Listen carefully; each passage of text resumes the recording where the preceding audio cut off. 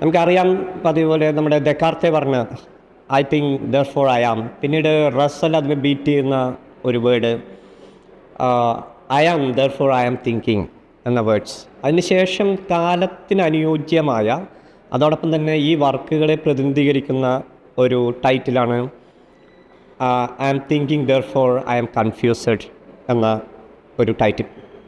ചിത്രങ്ങളുടെ മുന്നിൽ നിൽക്കുമ്പോൾ എന്നെ ഏറ്റവും കൂടുതൽ ആകർഷിച്ച ഒരു കാര്യം ചിത്രങ്ങളിലെ നിറവുകളെക്കുറിച്ചാണ്.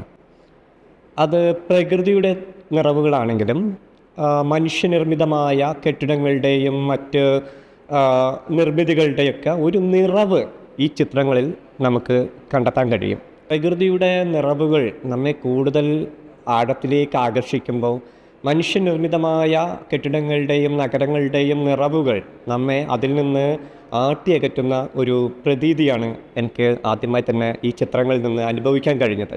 ഈ കൊളാഷുകളിൽ പലതും അബ്സേർഡായി നമുക്ക് തോന്നാം, പക്ഷെ അത് ആഴത്തിൽ പരിശോധിക്കുമ്പോൾ അതിന് അതിൻ്റേതായ ഒരു പൊളിറ്റിക്കൽ യുക്തി ഉണ്ട് എന്ന് നമുക്ക് മനസ്സിലാക്കാനാവും.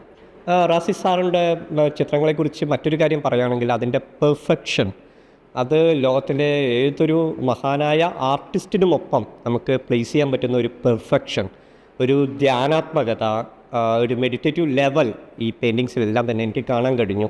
36ഓളം വർഷങ്ങളുടെ എക്സ്പീരിയൻസ് റാസി സാർക്ക് ഇതിലുണ്ട് എന്നുള്ളതാണ് നമ്മെ എല്ലാവരെയും അത്ഭുതപ്പെടുത്തുന്നത്.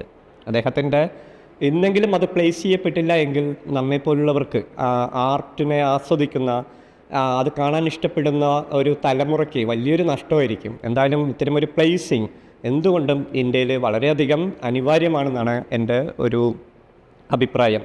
വളരെ സന്തോഷകരമായ ഒരു മുഹൂർത്തത്തിൽ ഇവിടെ എത്താനും ഈ പെയിൻറ്റിങ്സുകളെല്ലാം കാണാനും ആസ്വദിക്കാനും കഴിഞ്ഞതിൽ ഞാൻ വളരെയധികം സന്തോഷവാനാണ്. Thank you.